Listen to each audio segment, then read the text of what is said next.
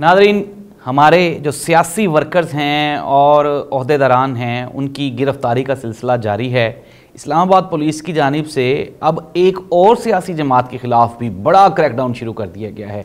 क्या बाकी तमाम जमातों को इलेक्शन से पहले पहले ग्राउंड से हटा दिया जाएगा या फिर अभी गेम बाकी है, कोई तब्दीली आने वाली है?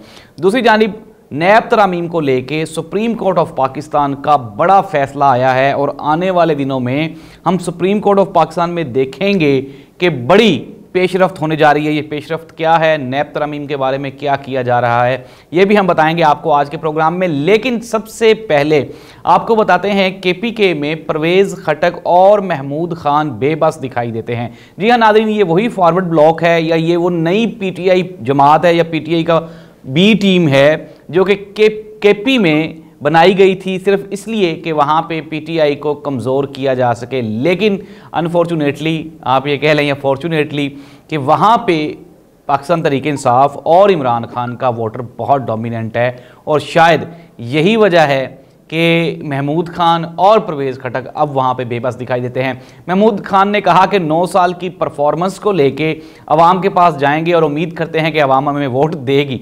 साथ ही एक और बड़ा मज़े का बयान है परवेज़ खटक साहब की जानिब से। उन्होंने कहा जी अल्लाह करे अगर हम लोग ईमानदार नहीं हैं तो हम जीते ही ना। फिर दूसरी जानिब उन्होंने ये भी कहा कि पाकिस्तान में कोई भी सियासतदान ईमानदार नहीं, कोई भी अवाम के साथ सिंसेयर नहीं है।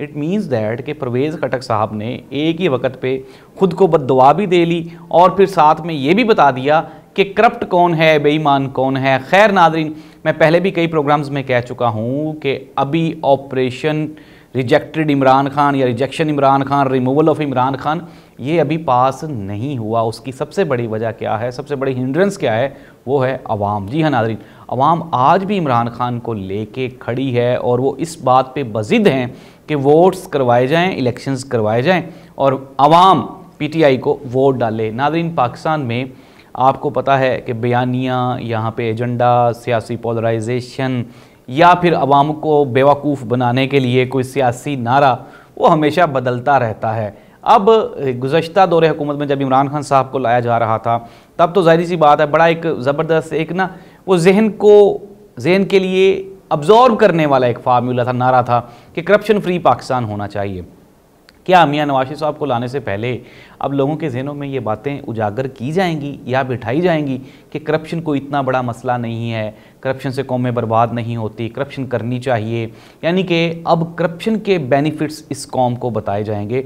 मुझे तो बज़ाहिर यही लग रहा है। ज़ाहिर सी बात है, अगर आपने मियां नवाज शरीफ साहब का लॉन्च करना है तो उससे पहले लोगों के दिलों में, जहनों में वो जो करप्शन के ख़िलाफ़ नफ़रत है, बुग़्ज़ है, वो गुस्सा है, उसको तो निकालना पड़ेगा ना। लेकिन ये मुश्किल है। खैर, हम आते हैं प्रोग्राम के अगले दूसरे अहम टॉपिक की जानिब। इस्लामाबाद पुलिस ने जमात इस्लामी के ख़िलाफ़ बड़ा क्रैकडाउन किया है। जमात इस्लामी आज मरी रोड पे कोई करने जा रही थी, फ़लस्तीन के हक़ में वहाँ पे कोई मुज़ाहरा करने की तैयारी थी।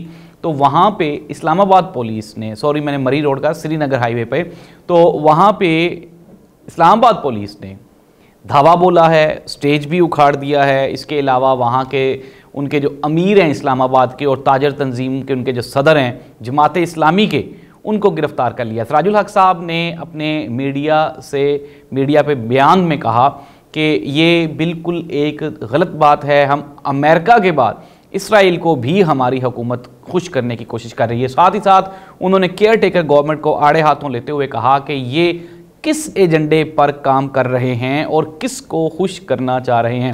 नाज़रीन, ज़ाहिर सी बात तशवीशनाक है ये। मुझे समझ नहीं लग रही पाकिस्तान की निगरान हुकूमत की कि इतनी पावरफुल, इतनी गुस्से में या इतने शदीद इक़दाम क्यों उठाए जा रहे हैं। ये तो कतन अकल से, समय से बालातर है। आप इलेक्शंस करवाने के लिए आए हैं तो ज़ाहिर सी बात है अब सियासी जमातों ने अपना अपना पावर शोज़ तो करने हैं। अब ये तो नहीं हो सकता कि नून लीग को आप कहीं पे भी कभी भी जलसा करने की इजाज़त दे दें, जबकि Jamaat Islami, PTI, peoples party या दूसरी जमातों को आप इसी तरह से उखाड़ के फेंकते रहें।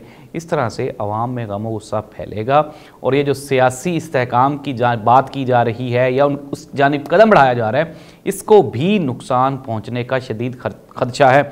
सुप्रीम कोर्ट ऑफ पाकिस्तान ने नैब तरामीम के ख़िलाफ़ हुकूमत की अपीलों को बहाल कर दिया है और ज़ाहिर सी बात है बेंच बना दिया गया है।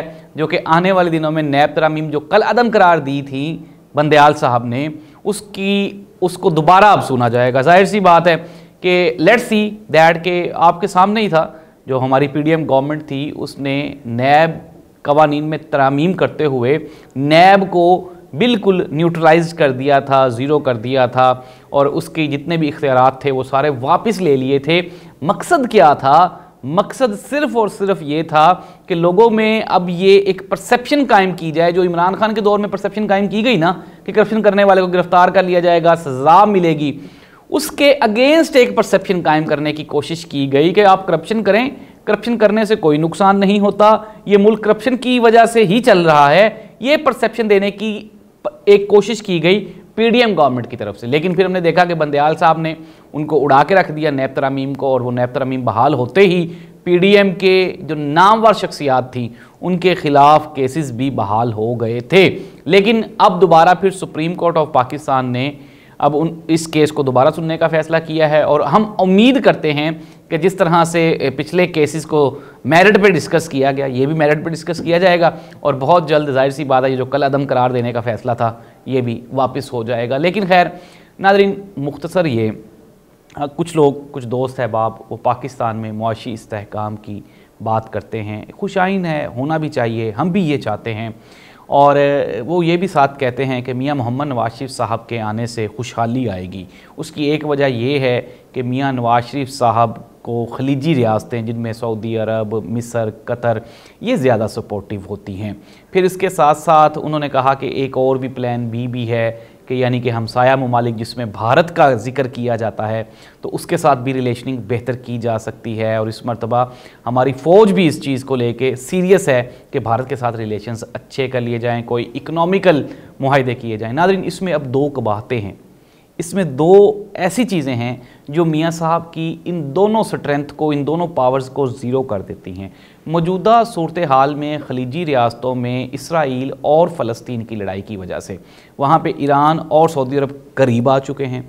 अब ज़ाहिर सी बात है पाकिस्तान की सऊदी अरब को फ़िलहाल ज़रूरत नहीं होगी। दूसरी जानिब अगर हम बात करें इसराइल फ़लस्तीन लड़ाई की, तो उसने पूरी ग्लोबलाइजेशन को, पूरी दुनिया को, इवन के यूएनओ तक को हिला के रख दिया हुआ है। लोग अभी तक इस चीज़ में, इस शशोपंज में मुब्तला हैं कि आया कि इसराइल के साथ खड़े होना है या फिर फ़लस्तीन के साथ खड़े होना है। तो ऐसी सूरत हाल में मियाँ साहब की वो ख्वाहिश कि वो जो खलीजी रियासतें उनको स्ट्रेंथन करेंगी, पावर देंगी, उनको पैसे देंगी, वो अभी तक पॉसिबल दिखाई नहीं देता। इट मीन्स दैट कि ये बिल्कुल अभी वो एक समझ लें कि नामुमकिन सी बात दिखाई देती है। दूसरे नंबर पे अगर हम बात करें भारत की, तो भारत इकॉनमी में, मईशत में हमसे इतना आगे जा चुका है कि अब पाकिस्तान से वो बराबरी की सतह पे कोई डायलॉग्स नहीं कर सकता। हाँ, अलबत्ता ज़ाहिर सी बात है फाइनेंसिस हैं, मईशत है, इनके साथ हमारे हालात बेहतर होने चाहिए। भारत एक सबसे हमारा नज़दीकी हमसाया है और मुआशी तौर पे वो हमसे बहुत आगे है, बहुत बेहतर है। लेकिन अफसोस और मजबूरी, या हमारी मजबूरी ये है कि हम क्या करते हैं कि हम, जाहिर सी बात है, वो एक जो रवायती दुश्मनी है उसमें पड़ के हम भारत के करीब होने की कोशिश ही नहीं करते, जिसकी वजह से पाकिस्तान की मईशत को रोज़ाना की बुनियाद पे लाखों बल्कि करोड़ों डॉलर्स का नुकसान हो रहा है। हमें चाहिए कि हम अपने हमसाया ममालिक जैसे कि भारत है, इसके बाद अगर भारत के बाद बात करें एक और मुल्क है जिसका नाम ज़री सी बात लेना बड़ा मुश्किल है, लेकिन बांग्लादेश की में भी, पाकिस्तान में जब लोड शेडिंग थी तो पाकिस्तान की 70% यहाँ से हमारी जो इंडस्ट्री थी वो ट्रांसफ़र हो गई थी, माइग्रेटेड हो गई थी बांग्लादेश में। तो बांग्लादेश में भी काफ़ी सारी बिज़नेस की अपॉर्चुनिटीज़ हैं, उनके साथ भी मिलके कोलैबोरेशन करके हम अच्छे हालात पैदा कर सकते हैं। लेकिन नाज़रीन, इस सब के लिए ज़रूरी है सियासी इस्तेहकाम। पाकिस्तान में एक ऐसी गवर्नमेंट,